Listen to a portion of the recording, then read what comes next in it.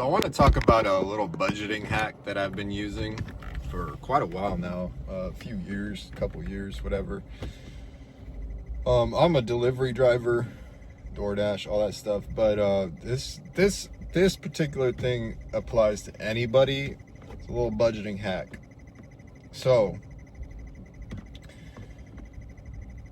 basically, there's a couple things. So you have some expenses that you have come out annually or at different intervals, right? So some expenses come out monthly. Most expenses come out monthly. Some, like Mint Mobile, I used to have that shit. It was like every 3 months. And then you have some expenses that are annual. That's going to be like your car registration, your RuneScape membership, fucking, there's, Costco membership, Amazon membership, all these things. This is the budgeting hack, okay? Take all those expenses, make a list, check it twice, add it all up, divide it by 12, and then if you have a bank account that has some decent features, I think like a lot of the bigger banks don't really do this shit well, but I'm not sure. But banks like Capital One, SoFi, those two I know for sure. You can easily set up multiple savings accounts or vaults on SoFi. Take all your expenses, divide it by 12, automate that shit out of your paycheck every month, and then that way, when you have that annual expense, the money's there. Very simple. I fucking hate when, because with car registration, I don't know, maybe if you're like old or something, I'm sorry, I don't know, or very mentally organized, you know that your car registration is going to come out at a certain period of time or at a certain time of the year or whatever. But like for me, that shit would hit me and I would just be like, fuck, man, $230, like, blah, blah, blah, blah. Or your Amazon thing comes up and you're thinking like, oh man, I don't know if I even want to keep Amazon anymore. $130, I can't believe that they raised the prices on us and blah, blah, blah, blah, blah. That's because you're living in La La Land until the expense comes up. You pay your $140 Amazon and then you're like, woohoo, I have Amazon for a year. And then when that shit comes up again, you cry. All you gotta do, take all those annual expenses, make a list, divide it by 12. You can put it all into one account. It doesn't matter because the money, it's all gonna come from the same pot. And then that way, instead of you having 1 month where you have $250,000 in expenses and another month where you have zero and another, you just have it nice and steady every single month. Pretty cool, right? Like, I think that's a great budgeting hack. I got another 10 minutes I could talk, but this video is going to probably be short.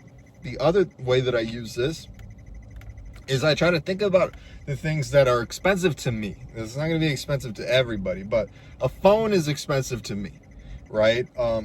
If my fridge breaks, that's expensive to me, right?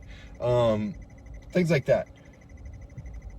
My laptop, I take the replacement cost of whatever it is, a fridge, a phone, whatever, and I go, okay, I think this fridge is going to last me 10 years. So I take the cost of a fridge divided by 10 years, so 120 months, and I automate that much into another savings account, another savings bucket. My phone, I'm like, okay, this phone's going to last me 4 years. Same thing. All those expenses, I have another account where that money goes in so that when the phone breaks, when the laptop breaks, when whatever breaks, I'm not coming out of my actual savings account where like my cash pile, which is like something that I kind of got from RuneScape, which is like you have like a cash pile, like that's your money, right? Like I don't want to draw on that. You know what I mean? Like because these expenses, like for example, those, oh fuck off, man.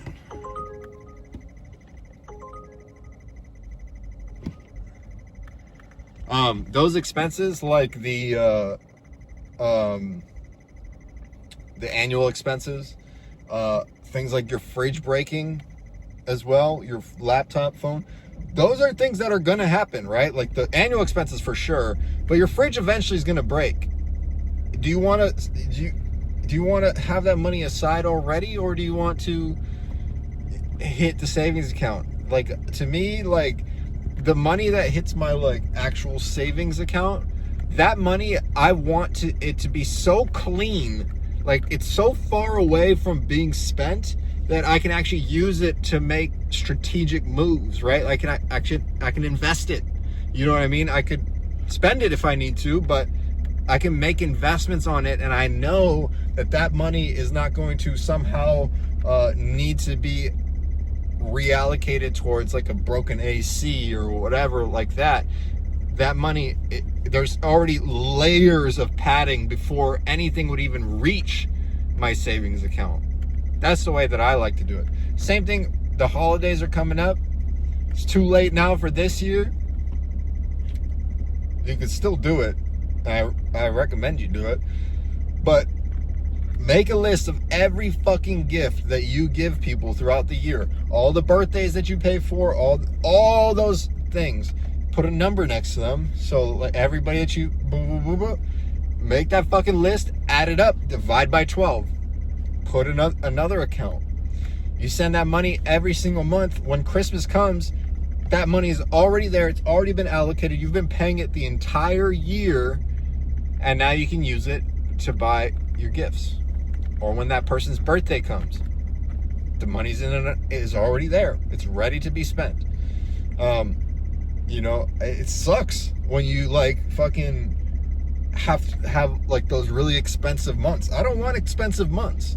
I want all the months, you know, maybe this is just my, like, maybe I'm fucked up in the head, but, you know, I want all my months to be kind of the same, like, in terms of the expenses. I want to even them out. I don't know. That's the way that I do things. I just want to share this budgeting hack. I consider it a hack because, you know, every month is so, like, the expenses are exactly the same. It's fantastic. I don't think I wouldn't do it any other way. I do not want to pay $250 for registration on any particular month. I would much rather put $22 or whatever the fuck it is into an account every month for registration than to put it than to have the expense at the, you know, whenever, once a year, you know.